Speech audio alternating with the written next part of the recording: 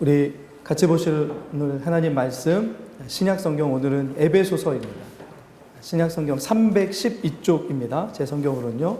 에베소서 2장 13절에서 19절까지 말씀 함께 오늘 말씀 나누겠습니다. 신약성경 312쪽입니다. 에베소서 2장 13절에서 19절까지 말씀 우리 한 절씩 교독하시고 마지막 구절 19절 같이 읽습니다. 제가 13절 읽겠습니다. 이제는 전에 멀리 있던 너희가 그리스도 예수 안에서 그리스도의 피로 가까워졌느니라.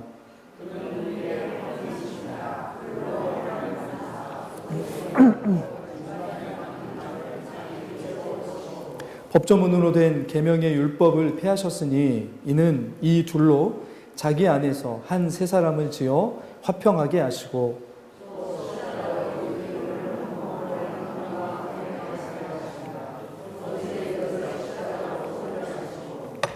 또 오셔서 먼 데 있는 너희에게 평안을 전하시고 가까운 데 있는 자들에게 평안을 전하셨으니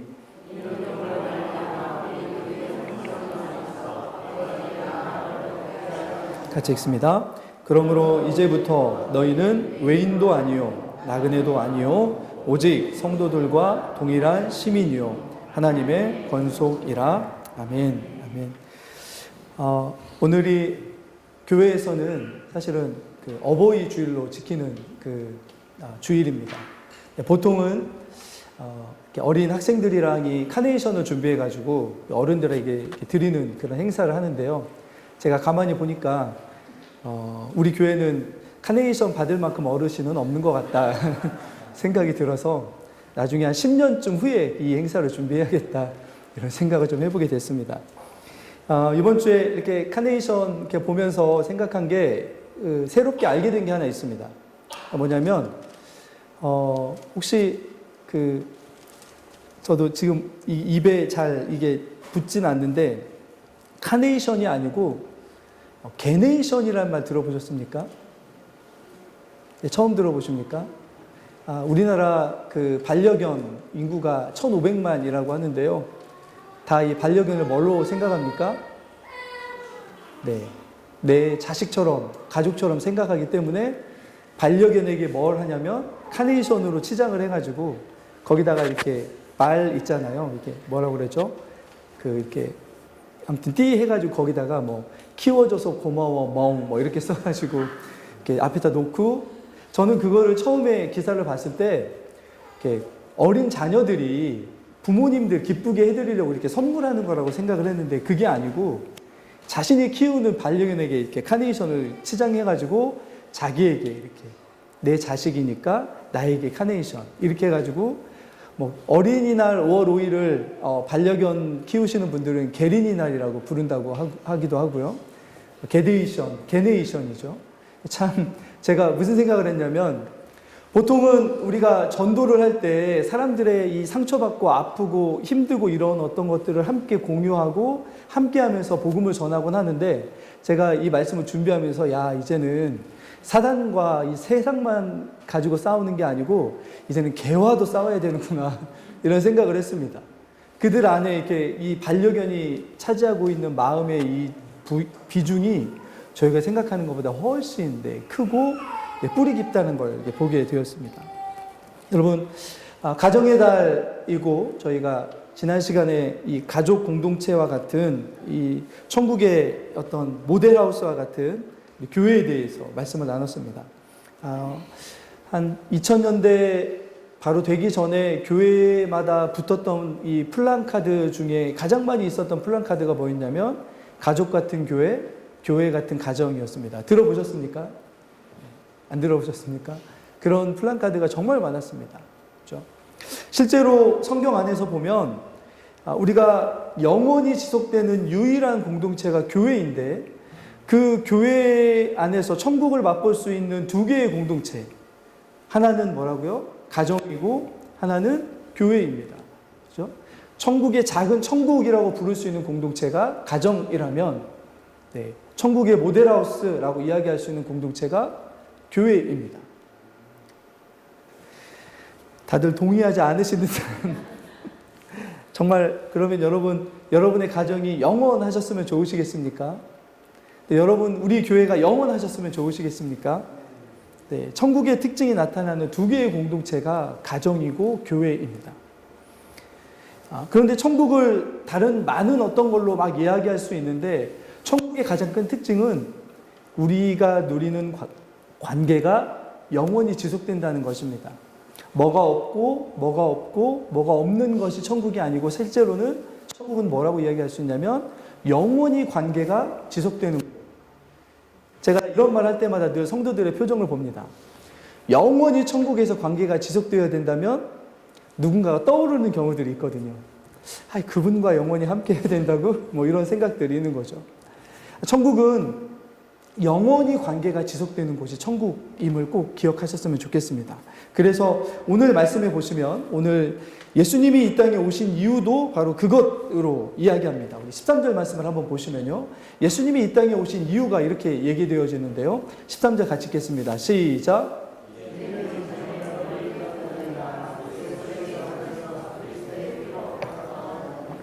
예수님이 이 땅에 오신 목적이 뭐냐면, 한번 따라해 보겠습니다. 가까워지게 함.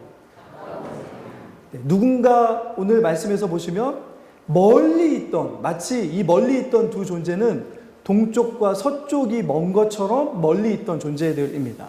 그런 관계들입니다. 그런데 예수님께서 이 땅에 오셔서 그 동쪽과 서쪽이 멀리 있어서 함께 할 수 없는 것처럼 보이는 그 관계 속으로 들어오셔서 그 관계를 어떻게 하셨다고요? 가까워지게 하셨다고요. 얼마만큼 가까워지게 하셨냐면 14절로 한번 가볼까요?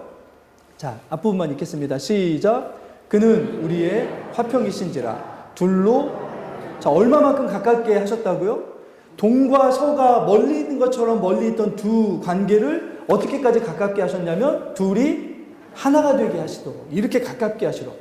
예수님이 이 땅에 오셔서 하신 일이 무엇이냐면 이렇게 영원히 함께 해야 돼, 천국에서 영원히 함께 해야 될 그 관계가 어떤 관계이냐면 둘이 하나가 되도록 이렇게 친밀하고 함께 할 수 있는 관계로 만들어 주시기 위해서 예수님이 이 땅에 오셨다고요.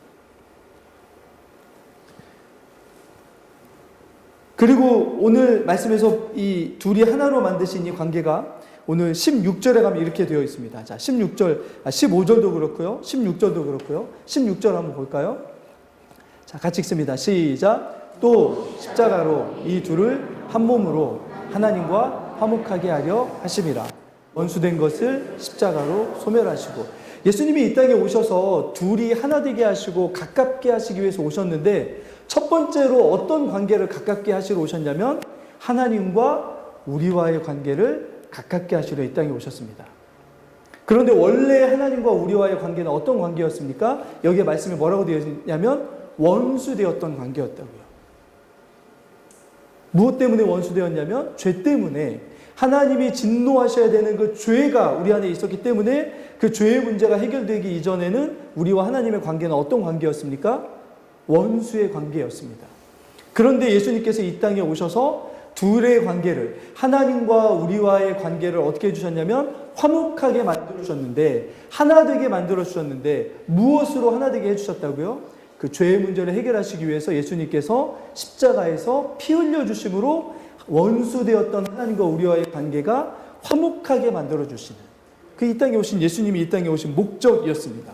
첫 번째 화목해야 될 대상이 누구였냐면 우리에게 어쩔 수 없이 진노를 쏟아부으셔야 되는 죄에 진노하신 하나님과 그의 원수되었던 우리와의 사이에 들어오셔서 주님이 십자가에서 피 흘려주심으로 우리의 죄를 용서받게 하심으로 하나님과 우리와의 관계를 화목하게 하시고 화평하게 하시고 우리가 지금 그걸 누리게 하시는 거죠. 그리고 그 화목과 화평을 영원히 누리는 곳이 어디입니까? 천국입니다. 하나님의 나라인 거죠. 그리고 다시 한번 우리 14절로 한 번만 가보겠습니다. 또 다른 관계가 누구냐면, 자, 14절로 한번 가볼까요? 자, 14절을 한 번만 다시 한번 같이 읽겠습니다. 시작. 그는 우리의 화평이신지라.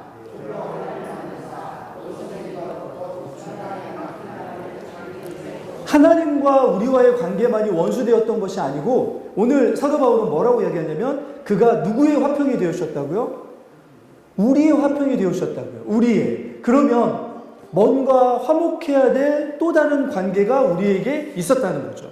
그런데 이 두 관계가 어떤 관계였냐면 중간에 보시면 하나님과 죄인이 함께할 수 없는 원수된 것과 거의 비등하게 이 관계도 어땠냐면 서로 어떤 관계였다고 말씀합니까? 원수되었다고.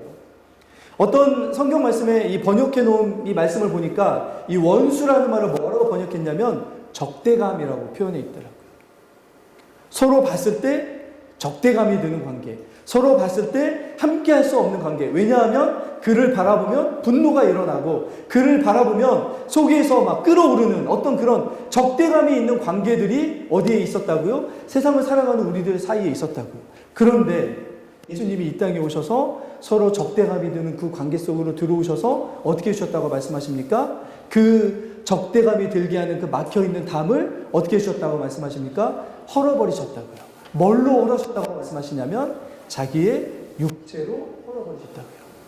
십자가에서 예수님께서 피 흘리셨던 이유는 우리가 단순히 하나님과의 진노의 관계에서 구원받는 구원뿐만이 아니고 이 땅에서 우리가 살아가면서 있는 우리도 모르게 있는 어떤 적대감의 어떤 원수된 그런 사람들 사이에 들어오셔서 하나님이 어떻게 해주셨다고요? 그 적대감을 무너뜨리시고 그 담과 벽을 허물어뜨리셔서 이제는 적대감이 아니라 어떻게 만들어주셨습니까? 화평하고 화목하고 심지어는 어떻게까지 말씀하시냐면 둘이 한 몸인 것처럼 둘이 하나인 것처럼 만들어주셨다. 예수님이 이 땅에 오셔서 하신 일이 그것이었습니다. 자, 그래서 오늘 말씀해 보시면 아까 13절로 다시 한번 돌아가시면 우리가 이 땅에서 참된 평안을 누릴 수 있는 유일한 이유는 무엇이냐면 오늘 말씀해 보면은 그리스도 예수 안에서 이루어지는 일들 때문에 우리는 온전히 화평할 수 있습니다. 우리가 하나님과의 화평이 이루어지지 않는다면 세상에서 그 어떤 평안하고 화평한 관계를 누리고 살아간다 할지라도 우리에겐 참된 평안이 없는 것입니다. 그리고 그 하나님이 우리에게 주신 참된 평안함, 화평함이 우리에게 왔을 때 그때 우리에게 어떤 일들이 일어나냐면 뭐가 무너진다고요? 예수님이 우리와 하나님과의 관계를 원수된 그 담을 무너뜨리기 위해서 자신의 생명을 내어주셨던 것처럼 우리도 이제 적대감이 있는 관계들 사이에서 우리에게 어떤 일들이 일어나기를 원하십니까? 예수 그리스도를 믿는 믿음 안에서 그 적대감의 담과 적대감의 벽을 어떻게 하기를 원하신다고요? 허물어뜨리기를 원하신다고요. 사람들 사이에서의 화평이 있기를 원하신다고요. 사람들 사이에서의 이 적대감을 무너뜨리는 일을 누가 하기를 원하신다고요? 하나님과 우리와의 사이를 예수 그리스도께서 하신 일로 인하여 은혜로 그 적대감의 문제가 해결된 우리들이 가서 어떤 일을 하기를 원하시냐면 그 적대감의 담을 허물어뜨리는 일을 우리에게 하시기를 원하십니다. 그게 교회가 세워준 목적인 거죠. 예수님이 이 땅에 오셔서 하신 일의 목적이었습니다. 그리스도의 십자가의 죽으심과 우리가 예수 그리스도 안에 있기 때문에 우리에게 이런 일이 일어납니다. 에베소서 우리 앞부분에 보면 이런 은혜를 말씀하시는데 에베소서 2장 5절 말씀입니다. 자, 같이 한번 읽어보겠습니다. 2장 5절입니다. 6절까지 같이 한번 쭉 읽겠습니다. 시작. 허물로 죽은 우리를 그리스도와 함께 살리셨고 너희는 은혜로 구원을 받은 것이라. 또 함께 일으키사 그리스도 예수 안에서 함께 하늘에 앉히시니. 계속 뭐라고 말씀하십니까? 함께. 하나님께서 우리를 예수 그리스도와 함께 살려주셨습니다. 그래서 우리를 바라볼 때 누구를 바라보는 것처럼 바라보시냐면 예수님을 바라보시는 것처럼 하나님 아버지께서 바라보십니다.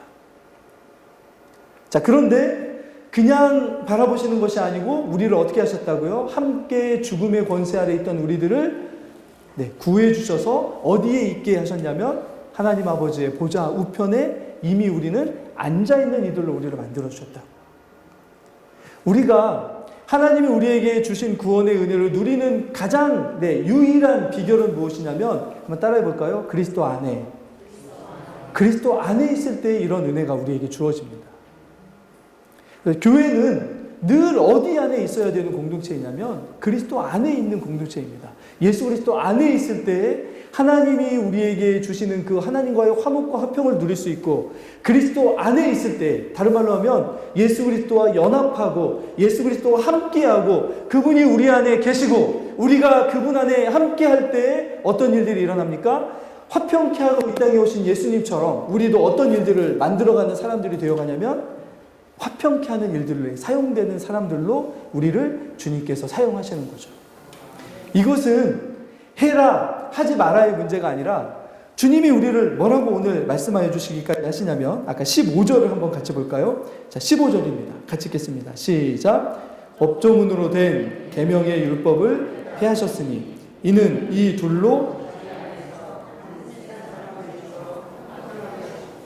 여러분 반쪽으로 살아갈 수 있습니까? 없습니까? 없죠. 우리는 온전히 한 몸으로 살아가야 됩니다. 그런데 주님이 뭐라고 말씀하시냐면 이 당시에 유대인들에게 가장 큰 원수들이 누구였냐면 이방인들이었습니다. 이방인들은 어떻게까지 생각했냐면 이 유대인들이 쓴 글 중에 뭐라고 이야기하냐면 유대인들은 이방인들을 뭐로 생각했다고요? 메시아가 와서 이 땅에 하나님의 나라를 이루면 그 모든 사람들을 다 지옥불에 불태울 텐데 그 지옥불을 떼게 만드는 불쏘시개를 뭐라고 생각했습니까? 이방인들이라고 생각했습니다. 얼마나 싫어했으면, 얼마나 끔찍한 적대감이 있었으면 얼마만큼 유대 이방인들을 싫어했다고요? 저들은 뭐라고요? 지옥의 불쏘시개라고. 그런데 갑자기 사도 바울이 뭐라고 말하냐면 여러분 구원받은 유대인들이요, 여러분들에게 이방인이 함께 적대감의 벽과 담이 무너져서 한 몸인 것처럼 되지 않으면 여러분들은 뭐라고요? 반쪽이라고요. 여러분 반쪽밖에 되지 않습니다. 참된 그리스도인이 아닙니다. 참된 그리스도의 공동체가 아닙니다라고 말씀하는 거죠. 이걸 우리에게 적용한다면 이렇게 얘기할 수 있는 거죠. 유대인들이 이방인들을 싫어하는 것만큼은 아니지만 어쩌면 우리들 안에 뭐가 있는 관계들이 있습니까? 적대감이 있는 관계들이 있습니다. 뭔가 담이 있고 뭔가 벽이 있고 뭔가가 함께할 수 없게 만드는 저와 내가 한 몸이다라고 생각하기에는 너무나 사실은 그게 반감이 드는 어떤 관계들이 있습니다. 그런데 주님이 교회를 향하여 뭐라고 말씀하십니까? 여러분 그와 같은 공동체 안에 함께하지 못한다면 여러분들은 뭐라고요? 우리 교회는 반쪽짜리라고 말씀하시는 거죠. 반쪽은 온몸으로 설 수 없습니다, 여러분. 교회됨이 거기에 있는 거죠. 예수님이 이 땅에 오셔서 우리가 그리스도 안에 있을 때 어떤 일이 일어나냐면 세 사람이 되는, 한 사람이 되는 일들이 일어납니다. 그래서 오늘 뭐라고 말씀하시냐면 오늘 결론의 말씀인데 19절입니다. 자, 19절을 같이 한번 읽어볼까요? 같이 읽습니다. 시작. 그러므로 이제부터 너희는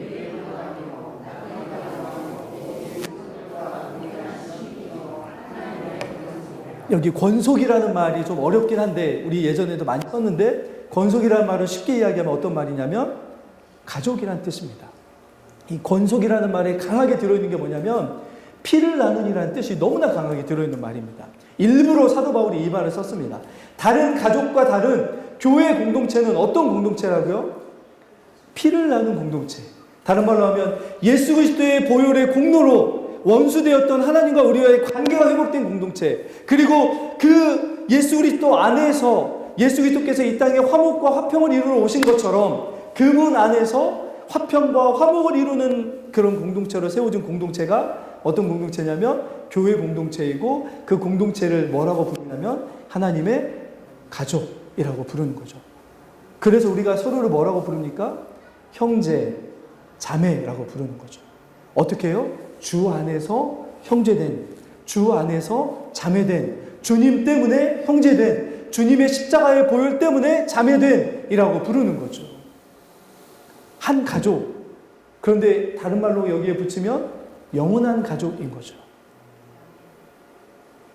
지난 시간에도 말씀드렸던 것처럼 가족은 죄송하지만 떨어질 수 있습니다. 그러나 주님 안에서 한 몸 된 가족은 영원히 어떻게 될 수 없습니까? 떨어질 수 없습니다.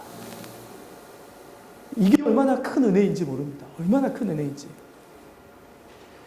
여러분 이것은 사실은 그냥 이게 사도 바울이 좋은 거기 때문에 만들어낸 게 아니고 제가 조금 정신을 집중해서 잠깐만 들어주시면 조금 어려운 개념을 하나 오늘 설명해 드리려고 합니다. 한번 보여주시죠. 이 우리 교회 초대 교회 어른들이 이 삼위일체 하나님에 대해서 설명을 하실 때 조금 어려운 말 하나를 썼습니다. 우리나라 말이 아니기 때문에 말이 있는데 뭐라고 되어 있습니까? 페리코레시스라는 말입니다. 페리코레시스, 헬라어, 그리스 말인데요. 이 뜻이 무엇이냐면 자, 주위를 돌다라는 뜻입니다. 뭐라고요? 주위를 돌다. 그런데 삼위 하나님의 관계를 이야기할 때 삼위일체 하나님, 성부 하나님과 성자 하나님과 성령 하나님이 어떤 관계냐면 서로의 주위를 어떻게 하시는 관계예요? 도우시는 관계. 그런데 이 주위를 도우는 이 관계의 이 말을 사람들이 어디에 가져다 썼냐면 어떤 때 이걸 썼냐면 춤을 춘다라는 뜻으로 썼습니다.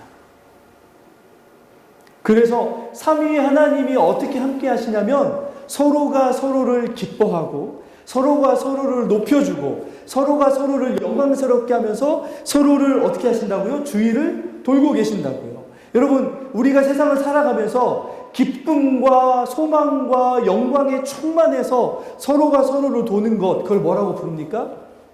춤이라고 부르죠. 우리가 여러분 가장 기쁠 때 사람들이 뭐 하죠? 덩실덩실 춤을 추죠. 우리가 정말 기쁜 어떤 일이 있을 때 우리나라에서 사람들이 제일 춤을 많이 췄을 때가 언제냐면 2002년도 우리나라 월드컵 할 때였습니다. 온 나라 사람들이 다 춤을 췄죠. 경기장뿐만이 아니고요. 여러분, 기쁨과 소망과 상대방에 대한 사랑이 충만하면 어떤 일이 일어납니까? 우리가 저절로 모르게, 우리도 모르게 춤을 추게 됩니다. 그런데 삼위 하나님이 어떤 하나님이시냐면 성부 하나님이 성자 하나님을 기뻐하시는 것 때문에 어떻게 하신다고요? 춤을 추신다고요.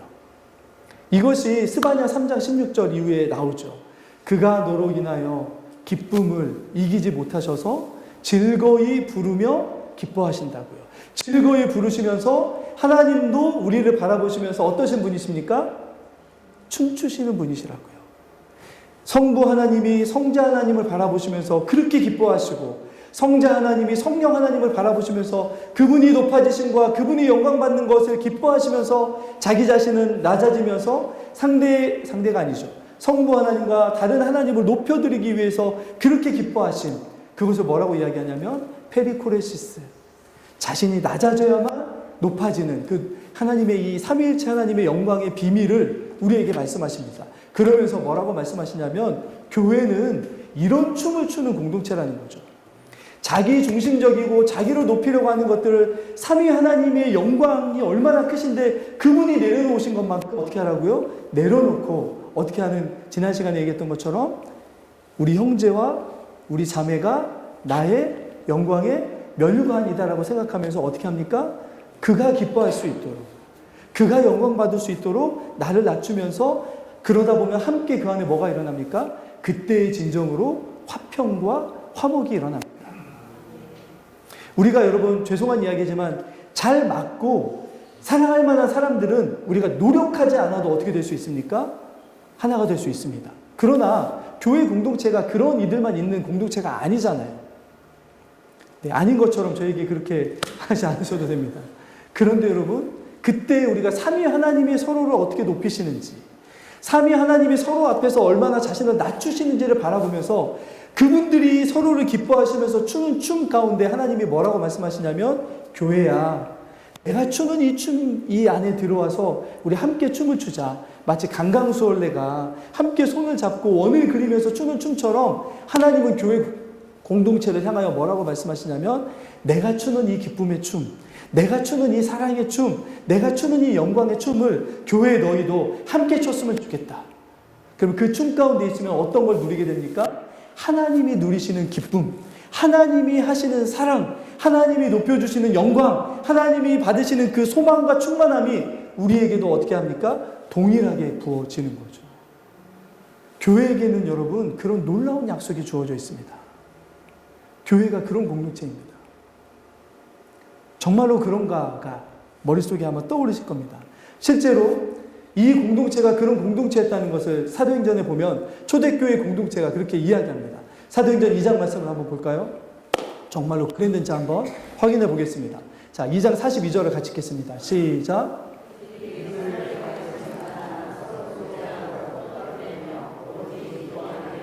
여기 말씀에 뭐라고 되어 있냐면 사도들의 가르침을 받고 뭐 하기를 힘썼다고요?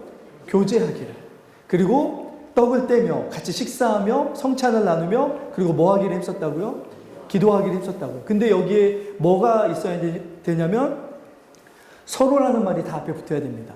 서로 교제하며 서로 떡을 떼며 서로 어떻게 했다고요? 기도하기를 힘썼다고요. 서로 기도하였다는 말은 무슨 뜻입니까? 서로를 위하여 기도했다고요. 서로 함께 기도하였다고요. 그런데 이것을 어떻게까지 했냐면 여러분 좋은 일도 몇 번 하면 실증 나죠. 그런데 교회 이 초대교회는 어떻게 했냐면 2장 46절 한번 보시죠. 자, 같이 읽겠습니다. 시작. 날마다 마음을 같이하여 성전에 모이기를 힘쓰고 집에서 떡을 떼며 기쁨과 순전한 마음으로 음식을 먹고 어떻게 같이 했다고요, 여러분? 날마다 같이 했다고요. 정말 좋은 사람은 가정이 그런 공동체 아닙니까? 날마다 같이 했고 어떻습니까? 가정 안에 참된 사랑과 가정 안에 참된 기쁨과 가정 안에 참된 은혜가 있으면 날마다 같이 하는 것이 오히려 어떻게 됩니까? 더 그게 기쁨이 되고 더 그게 은혜가 됩니다. 초대교회 공동체가 그런 가족과 같은 공동체, 가정과 같은 공동체여서 날마다 함께 할수록 뭐가 더해졌다고요? 기쁨이 더해져 갔다고. 날마다 함께 할수록 더 평안과 화목과 하나님이 주신 은혜가 더해가는 공동체, 그런 공동체가 어떤 공동체였다고요? 초대교회 공동체였다고요. 저는 부디 바라기는 어쩌면 우리가 교회를 섬기는 가장 큰 목적 중에 하나가 무엇이냐면 이런 공동체로 만드는 것이 아닌가라는 생각을 해보게 됐습니다. 날마다 함께하여도 어떤 공동체요? 더 기뻐지는 공동체. 아멘이시죠, 여러분? 우리 공동체가 그런 공동체가 되었으면 좋겠습니다. 예수 안에 있으면 됩니다, 여러분. 우리가 예수님이 우리에게 하셨던 것처럼 우리도 다른 형제 자매들을 위해서 하고 예수님이 우리의 관계를 이 죄의 이것을 깨뜨리기 위해서 자신을 낮추셨던 것처럼 그렇게 한다면 우리가 예수 그리스도의 마음을 가지고 한다면 이런 일들이 교회 안에 약속된 일이었습니다. 교회는 그런 공동체였습니다.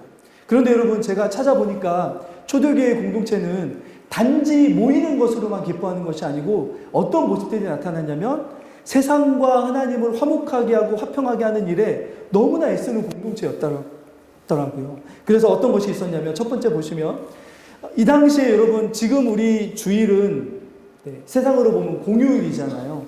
근데 로마 시대에 이들이 교회가 모였던 일요일은 쉬는 날이었을까요? 쉬는 날이 아니었을까요? 쉬는 날이 아니었습니다. 그래서 초대교회 공동체는 언제 모였냐면 새벽에 일찍 모였습니다. 예배를 드리고 어떻게 해야 되기 때문입니까? 일하러 가야 하기 때문입니다. 아니면 일이 다 끝나고 저녁에 늦게 모였습니다. 그런데도 불구하고 각 가정마다 모여서 말씀을 읽고 기도하고 서로 격려하면서 함께 밥을 먹고 그 밥의 의미가 뭐겠습니까, 여러분?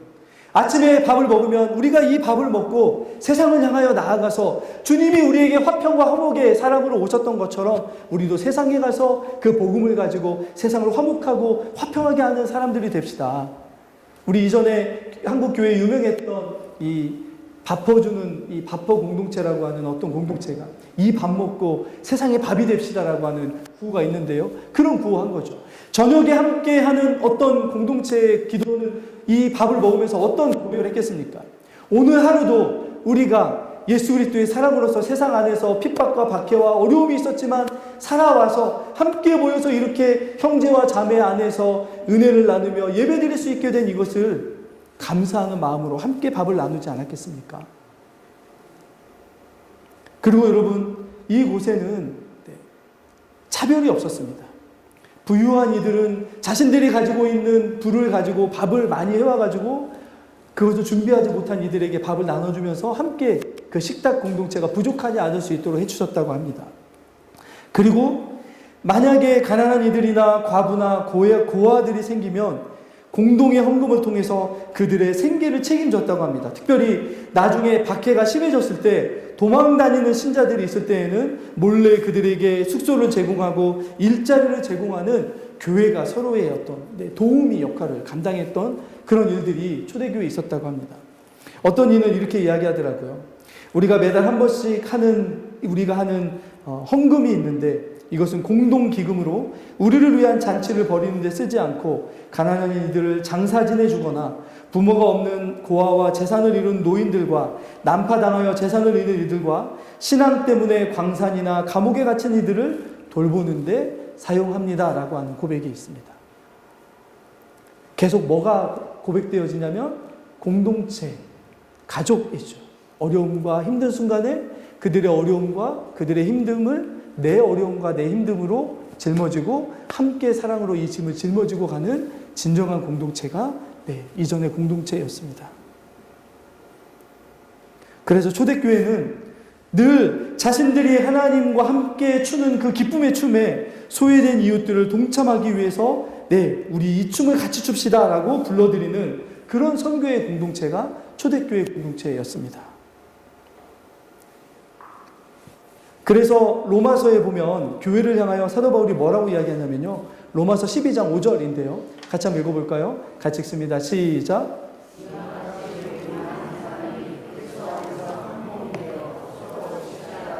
그리스도 안에서 우리는 무엇이라고요? 잘 알고 있지만 한 지체입니다. 저 형제와 저 자매가 없으면 나는 뭐가 될 수 없다고요? 온몸이 될 수 없다고요. 온전한 몸이 될 수 없다고요. 주님은 그렇게 지체들을 통해서 몸된 교회들을 이루어 가십니다. 그런데 여러분, 한 가지 문제가 뭐냐면 이 시대를 좀 바라보면 함께함, 그리고 함께 춤을 춤, 함께 기뻐함이라고 하는 개념들이 어떻게 되고 있습니까? 점점점 사라져가고 있습니다. 대신 아까 제가 이야기했던 것처럼 사람에게서 얻어야 될 기쁨을 도리어 누구에게서 얻는 시대가 되어버리고 있습니까?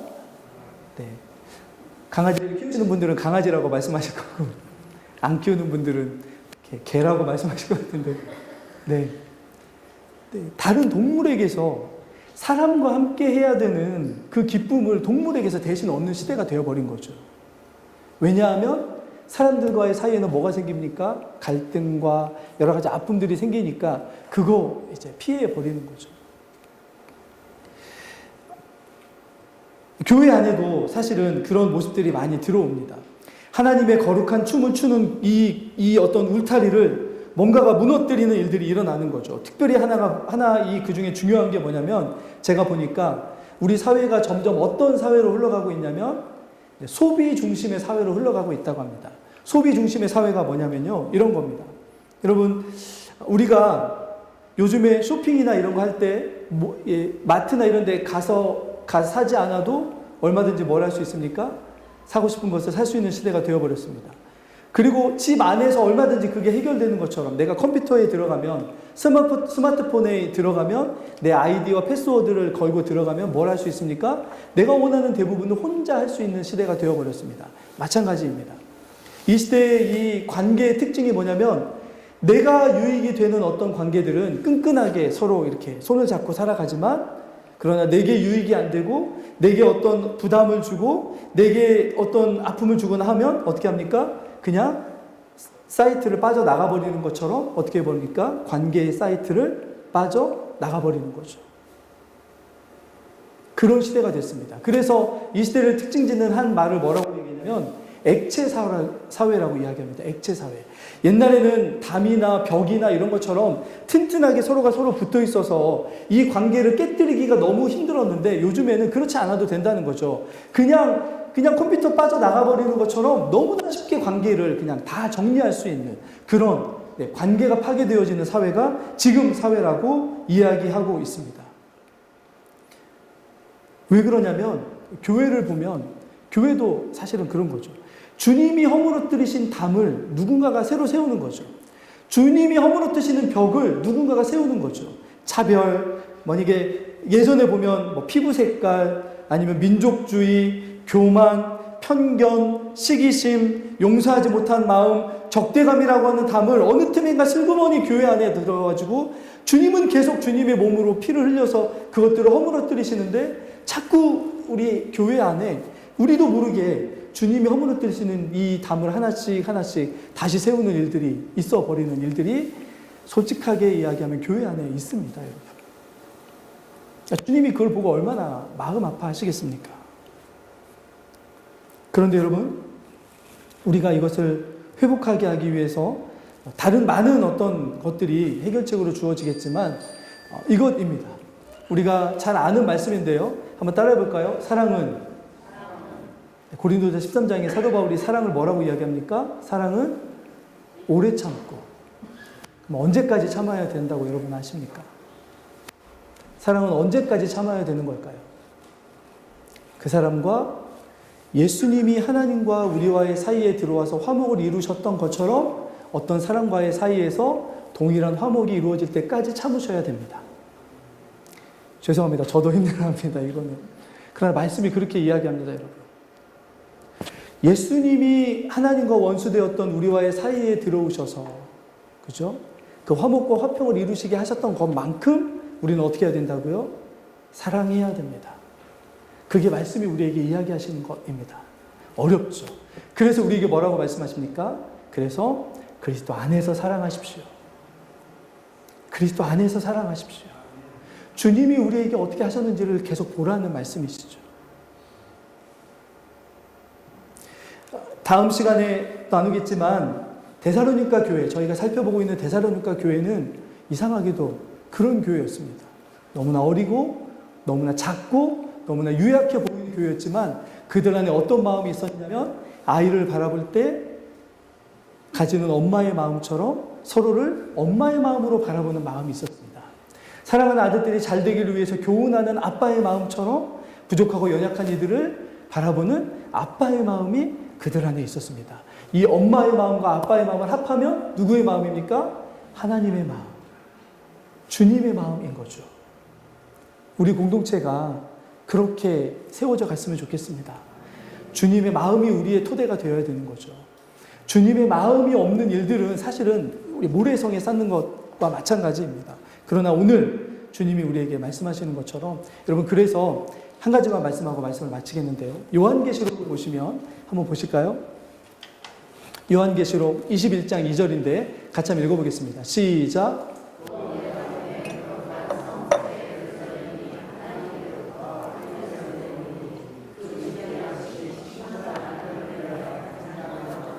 네, 새 예루살렘 하면 천국이라고 아마 다들 생각하는 그 건물을 생각하십니다. 그런데 요한계시록 21장을 보시면 건물이 아닌 것처럼 얘기되어집니다. 왜냐하면 첫 번째, 뭐처럼 치장되어 있다고요? 신부처럼 치장되어 있습니다. 그러면 신랑 되시는 예수님이 오셨을 때 신부로 치장되는 존재는 누구입니까? 건물이 아니라 교회이죠. 성도이죠. 그래서 이 새 예루살렘을 뭐처럼 이야기하냐면 그 다음 말씀을 보여주시죠. 자, 한번 읽어보겠습니다. 시작. 그 성은 네모가 반듯하여 길이와 너비가 같은지라. 그 갈대자로 그 성을 측량하니 12,000 스타디온이요 길이와 너비와 높이가 같더라. 여러분, 성경 안에서 길이와 높이와 넓이가 같은 유일한 건축물, 건물이 하나 있는데 그게 뭐냐면 지성소입니다. 다른 성경에 나오는 다른 어떤 것과 달리 유일하게 높이와 넓이, 길이와 이것들이 같은 정육면체 건물이 뭐냐면 지성소입니다. 지성소는 어떤 목적이죠? 하나님의 사람들과 만나시는 공간이죠. 그렇죠? 하나님이 임재하시는 공간입니다. 그런데 거기에 이 길이를 뭐라고 이야기하냐면 12,000 스타디온. 요한계시록 7장이나 14장을 보면 하나님의 사람들을 뭐라고 이야기하냐면 14만 4천이라고 이야기합니다. 하나님의 백성들의 수를 12,000씩, 그죠? 12를 곱하면 14만 4천이 되죠. 여기 12,000이라고 하는 뜻은 길이가 그만큼 길다라는 뜻 아니고요. 이 건물이 뭘로 이루어진 것처럼 이야기하냐면 하나님의 백성들을 상징하는, 그런데 지성소에서 하나님을 만나는 것처럼 이 세상을 살아가는 동안 하나님과의 교제와 하나님과의 만남과 하나님의 임재 속에 살아갔던 하나님의 백성들의 수로 이루어진 공동체가 이 건물이 뭔처럼 이야기하냐면 새 예루살렘이라고 이야기합니다. 새 예루살렘 성은 건축물이 아닐 수 있다는 사실을 꼭 기억하셨으면 좋겠습니다. 새 예루살렘 성은 건축물이 아니라 교회일 가능성이 훨씬 더 큰, 그래서 그 다음 말씀 마지막으로 한번 볼까요? 같이 읽겠습니다. 시작. 그 성곽을 측량하며 144 규빗이니 사람의 측량 곧 청사의 측량이라. 그 새 예루살렘 성의 성벽의 두께가 뭐라고요? 144. 뭐 곱하기 뭡니까? 12 곱하기 12. 12는 뭘 상징하냐면 하나님의 백성들의 수. 구약의 백성들 12와 신약의 백성들 11일 가능성이 많습니다. 그러면 이 성벽은 뭐가 이루는 공동체냐면 하나님의 백성이 이루는 성이라는 뜻이 되는 거죠. 그러면 하나님의 백성이 이루는 공동체가 무엇입니까? 교회입니다, 여러분.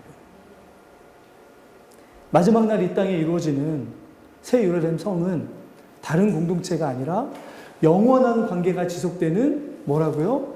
교회 공동체입니다. 완성된 하나님의 공동체, 완성된 하나님의 백성의 공동체, 완성된 하나님의 나라, 하나님의 교회입니다. 우리인 거죠, 우리. 그래서 그 성에서 어떤 일들이 일어납니까? 영원히 하나님과 함께하는 일들이 일어납니다. 그런데 그 성벽이 144규빗으로 되었는데 뭘로 이루어졌습니까? 나중에 보시면 12보석이 있고 12진주문이 있고 그들이 서로 한 벽과 한 성을 이루어서 만들어진 공동체가 이 새 예루살렘 성입니다. 여러분들입니다. 여러분. 우리들인 거죠. 하나님의 나라는 우리들입니다. 여러분. 이게 얼마나 영광스러운 하나님의 우리를 향한 부르심과 우리에게 주시는 면류관, 우리는 지금 그 면류관을 가지고 지금 살아가고 있는 거죠. 예수 그리스도 안에서 우리에게 주신 하나님의 이 놀라운 것은 하나님이 누리시는 것을 누릴 수 있도록 우리를 초대하신 부르심입니다.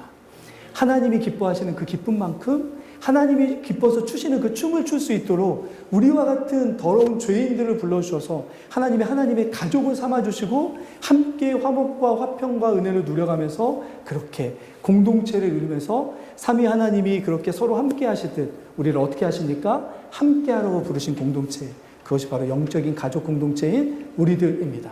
그 안에서 오늘 말씀에서 일어났던 것처럼 화목과 화평과 기쁨과 서로의 영광이 구해지는 그런 참된 주님이 진짜 기뻐하시는 공동체 될 수 있기를 예수 그리스도 이름으로 간절히 축원합니다. 같이 기도하겠습니다. 살아계신 아버지 하나님, 교회를 향하여 가지시는 하나님의 뜻, 그것이 얼마나 놀라운 것인지를 말씀을 통하여 보았습니다.